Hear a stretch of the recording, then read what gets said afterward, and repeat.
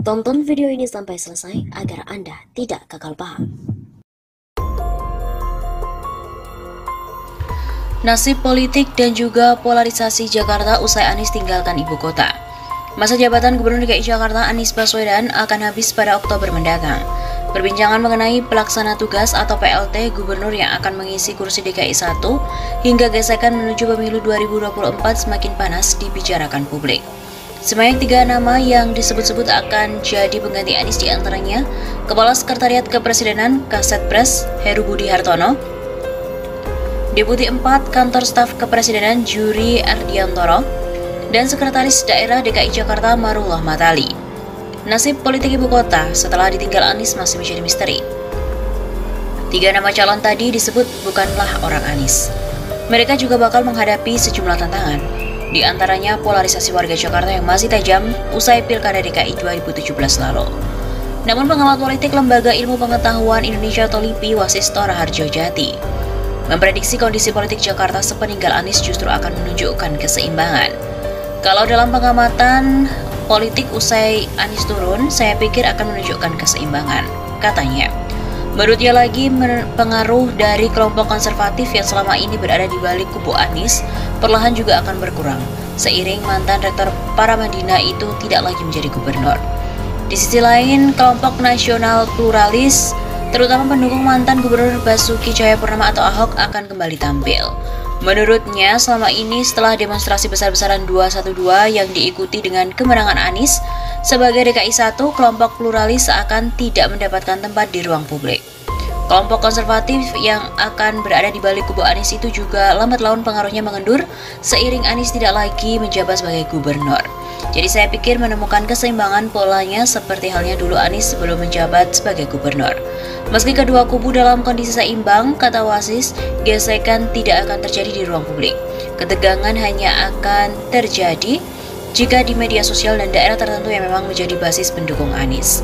Wasis juga belum bisa menyebut apakah masyarakat akan terpolarisasi. Menurutnya, persoalan itu menjadi salah satu bentuk ujian bagi konsistensi popularitas Anies yang dianggap sebagai simbol bagi kalangan pemilih religius. Popularitas Anies akan diuji saat ia tidak lagi menjabat sebagai Gubernur DKI Jakarta. Karena selama ini yang dilihat dan mengamati, polarisasi muncul ketika sosok yang didukung merupakan pejabat publik. Sementara itu, ia juga melihat pemilihan nama pengganti Anies sebagai kontestasi politik. Anies diduga menginginkan PLT-nya merupakan sosok yang mampu mempopulerkan namanya sebagai penunjang menuju panggung politik nasional. Sebaliknya, kubu pemerintah pusat memandang Jakarta sebagai daerah yang strategis. Mereka tidak menginginkan Jakarta menjadi simbol perlawanan terhadap kekuasaan pemerintah pusat. Wasis juga menyebut pemilihan untuk PLT Gubernur DKI Jakarta akan menjadi pakem bagi penunjukan pengganti pejabat daerah lain. Pemilihan latar belakang PLT seperti militer, sipil, atau birokrat akan dipertimbangkan untuk mengantisipasi gejolak politik. Terlepas dari persaingan, Wasis juga berharap agar sosok pengganti Anies bisa mengembalikan Jakarta ke dalam status quo. PLT Gubernur DKI Jakarta diharapkan tidak terindikasi condong kedua kubu yang berseberangan. Sementara terkait dengan dinamika politik tingkat daerah di Jakarta bergantung pada latar belakang pengganti Anies. Fraksi PDIP dan PSI yang menjadi oposisi Anies misalnya akan cenderung moderat jika Jokowi menunjuk Heru sebagai PLT Gubernur DKI Jakarta.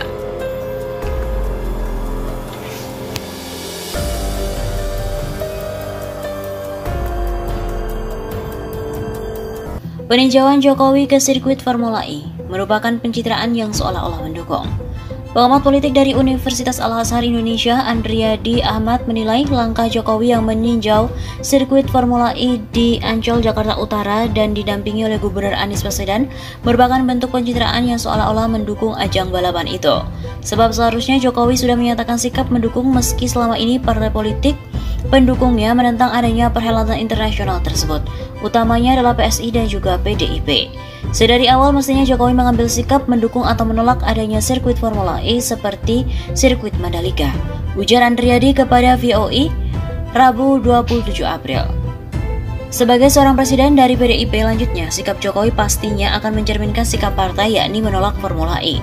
Pihak yang paling menentang sirkuit Formula E yaitu partai pendukung utama Jokowi, PDIP dan PSI. Secara tidak langsung, sikap PDIP di DPRD Provinsi Jakarta mencerminkan sikap DPP PDIP dan juga Jokowi, kata Andriadi.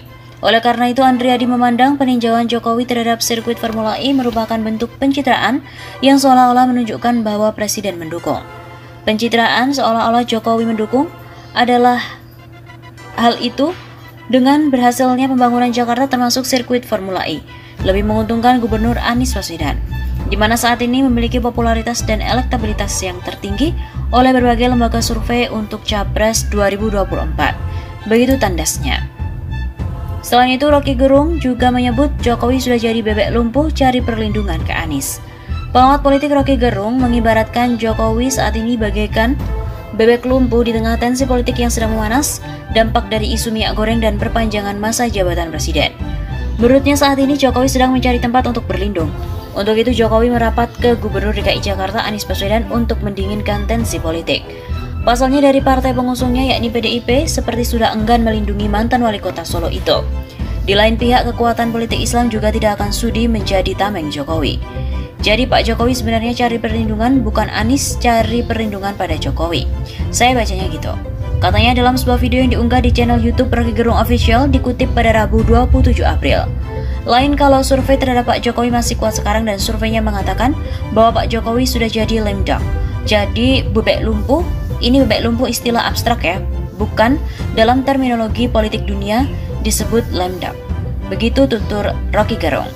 Akhirnya Jokowi merapat ke Anies dengan basa-basi memantau proyek Formula E di kawasan Ancol pada Senin 25 April kemarin. Karena menurut Rocky saat ini Gubernur Anies elektabilitasnya sebagai calon presiden di 2024 sangat meroket. Dan karena itu keadaan, maka orang akan menafsirkan, wah Pak Jokowi akhirnya butuh pendamping untuk menyelamatkan dia kalau terjadi krisis politik. Begitu pungkasnya. Pemandangan unik dan ikonik terjadi di sirkuit ajang balapan mobil listrik dunia Formula E Jakarta. Presiden Jokowi mengunjungi lokasi tersebut ditemani dengan Gubernur DKI Jakarta Anies Baswedan. Foto momen saat mereka bercengkrama meninjau lokasi sirkuit pun bertebaran dan memicu reaksi publik, khususnya di media sosial. Pengamat politik Rocky Gerung juga ikut mengomentari momen tersebut. Lewat video akun YouTube milik Rocky Gerung Official yang juga bersama dengan Hersubino Arif dari Forum News Network, Rocky menyinggung soal pihak-pihak yang kerap kali mengeluarkan narasi panas yang dikenal dengan sebutan buzzer. Mungkin waktu gambar itu muncul, 7 dari 10 buzzer itu bunuh diri karena menganggap bahwa kurang ajar Pak Jokowi. Kita lagi hajar Anies, tiba-tiba beliau datang. Ujar Rocky dalam akun YouTube miliknya, dikutip pada hari Selasa 26 April. Rocky juga sesumbar bahwa foto Jokowi dan Anies ini bisa diartikan bahwa Jokowi yang butuh Anies, bukan justru Anies yang membutuhkan Jokowi. Menurut Rocky, jika dikaitkan dengan kondisi psikologi politik Jokowi, sudah paham bahwa hubungannya dengan PDIP tidak lagi sebagus dulu dan tidak diterima oleh kekuatan politik Islam. Tentu Pak Jokowi mulai paham bahwa dia tidak mungkin diasuh PDIP, dia tidak bakal diterima dan kekuatan politik Islam. Maka dia sedang mencari semacam tempat persembunyian sementara. Anies merupakan kombinasi pikiran konseptual, kalangan kelas menengah dan politik Islam, ujar Rocky.